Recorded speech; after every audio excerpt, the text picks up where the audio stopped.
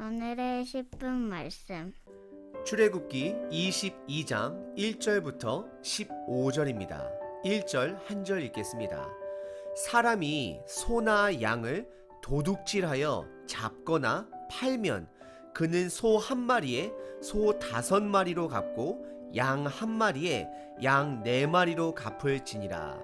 전장 21장에서는 사형에 해당하는 중범죄에 관련된 법서부터 작은 범죄에 관련된 법까지 살펴봤습니다. 오늘 본문 22장에서는 법적으로 배상을 해야 하는 3가지 상황을 판례를 보여주고 있습니다.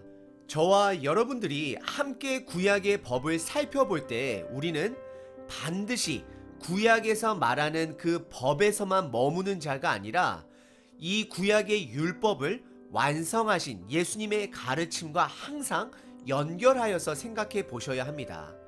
오늘 본문에 나오는 배상법을 통해 예수님께서 완성하신 그분의 배상법은 무엇인지 함께 살펴보도록 하겠습니다. 오늘 본문은 배상법과 관련하여 3가지 상황을 설명하고 있습니다. 첫 번째는 도난에 관련된 배상법입니다. 그리고 두 번째는 손상에 관련된 배상법입니다. 마지막 3번째는 맡긴 물건 또는 빌린 물건에 대한 배상법을 말하고 있습니다.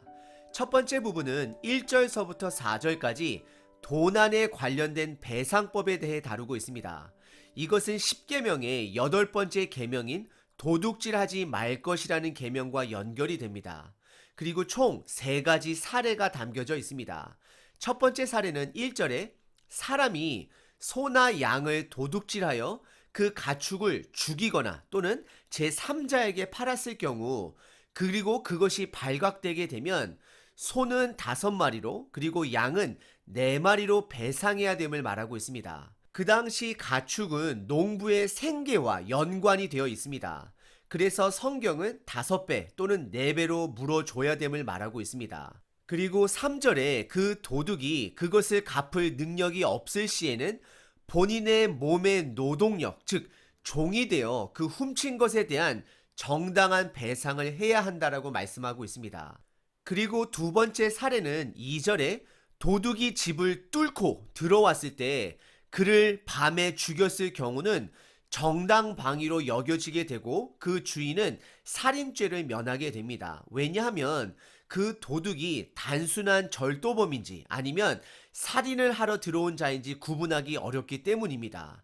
하지만 낮에 그 도둑을 죽였을 때는 그 죄를 묻게 됨을 말하게 됩니다. 여기에는 2가지 하나님의 마음이 담겨 있습니다. 첫 번째, 비록 도둑이라 할지라도 그의 생명은 귀하게 여겨야 함을 말하고 있습니다. 그리고 두 번째는 도둑이라 할지라도 주인이 그 도둑을 사형으로 처벌할 권한이 없다라는 것을 말하고 있습니다. 그리고 마지막 3번째 사례는 4절에 도둑질한 가축이 살아있으면 그 살아있는 가축을 주인에게 돌려주고 그 가축에 상응하는 값을 동일하게 갑절로 지불해야 한다라고 말하고 있습니다. 그리고 추가적으로 레위기 6장에 보시면 만약에 도둑이 자수해서 훔친 물건을 주인에게 돌려줄 경우에는 갑절이 아니라 5분의 1, 즉 20%를 훔친 가축과 함께 돌려주어야 함을 말하고 있습니다. 결국 율법 안에서도 하나님은 우리가 올바른 사람으로 성장하시기를 바라는 하나님의 흔적들을 발견하실 수 있습니다. 그리고 한 가지 참고하실 것은 지금 성경에서 말하는 벌금은 국가에게 내야 하는 벌금이 아닌 손해를 본 당사자, 주인에게 주어야 하는 벌금이라는 것을 기억하시길 바랍니다. 오늘 본문의 첫 번째 부분은 도난에 관련된 배상법에 대해 다루고 있습니다. 오늘 본문의 두 번째 부분은 5절과 6절에 남의 밭이나 포도원을 손상시켰을 때에 관련된 배상법입니다. 2가지 사례가 있는데요. 첫 번째는 5절에 본인의 가축이 다른 이웃 밭에나 포도원에 들어가 그들의 열매나 곡물을 먹게 되었을 때 자기 밭에서 가장 좋은 것으로 배상해야 됨을 말하고 있습니다. 이것은 사과를 할 때에 배상을 할 때에 진심을 담아 사과를 해야 함을 하나님께서 가르치시는 것입니다. 그리고 두 번째 사례는 6절에 본인 밭에 필요에 의해 불을 내었는데 그 불이 다른 밭으로 번지게 되면 그 불을 놓은 자가 반드시 배상해야 됨을 말하고 있습니다. 오늘 본문의 두 번째 부분은 남의 밭이나 포도원을 손상시켰을 때의 배상법에 대해 말하고 있습니다.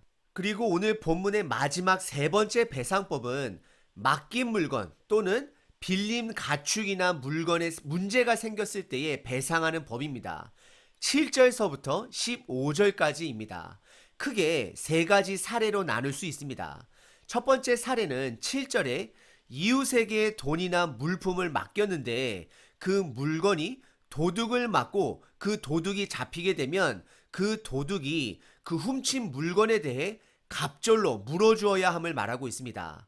그 당시는 은행이 없었기 때문에 친한 이웃끼리는 그냥 사례 없이 아마 물건들을 맡아 주었을 것이고요. 그리고 대부분의 경우는 사례비를 지급하고 물건을 맡겼을 것입니다. 하지만 도둑이 잡히지 않게 되면 8절에 물건을 보관하던 자가 재판장 앞에 가서 혹시 자작극을 벌이지는 않았는지 조사를 받아야 함을 말하고 있습니다. 그리고 그 물건을 보관한 자가 자작극으로 판명이 되면 그 물건을 갑절로 배상해야 함을 9절에서 말하고 있습니다. 그리고 두 번째 사례는 10절에 어떤 사람이 동물을 맡겼는데 그 동물이 갑자기 죽거나 다치거나 사라졌으면 하나님 앞에서 먼저 진실만을 말할 것을 말하고 그 가축의 주인은 그 동물을 맡아준 사람의 말을 믿어주고 그 사람은 배상하지 않게 됨을 말하고 있습니다. 이것은 혹시 사나운 짐승이 그 가축을 물고 갔을 가능성까지 염두하고 있는 것입니다. 하지만 12절에 도둑을 맞은 것이라면 맡아준 사람이 반드시 배상해야 함을 말하고 있습니다. 왜냐하면 이것은 분명히 대가를 받고 그 짐승을 맡아준 것인데 그것에 대한 책임을 말하고 있는 것입니다. 13절에 가축이 찢겼으면 이라는 표현은 야생 짐승의 습격을 말하는 것인데 그런 경우는 배상하지 않는다라고 말을 합니다. 그리고 마지막 세 번째 사례는 14절과 15절에 이번에는 본인의 필요에 의해 이웃의 가축을 빌려왔을 때 그 가축이 죽거나 다치게 되면 배상을 해야 하지만 주인과 함께 관리하는 상황이었으면 그것은 배상하지 않게 됨을 말하고 있습니다. 오늘 본문의 세 번째 부분은 맡기거나 빌린 물건 또는 가축에 대해 문제가 발생했을 경우 배상하는 법에 대해 다루었습니다. 오늘 우리들이 함께 살펴본 이 배상율법은 예수님께서 완성하셨습니다. 가장 대표적인 이야기는 누가복음 19장에서 등장하는 삭개오의 사건입니다. 그는 여리고에서 세금을 걷어들이는 수장이었습니다. 그 당시 여리고는 3대 로마 세금 징수의 중심지로서 삭개오는 사람들의 세금을 개인적으로 빼내는 방법을 누구보다도 잘 아는 자로서 부자였습니다. 그래서 성경은 그를 부자 그리고 죄인이다라고 그의 정체성을 설명합니다. 그는 결국 예수님의 부르심으로 예수님을 인격적으로 만나게 됩니다.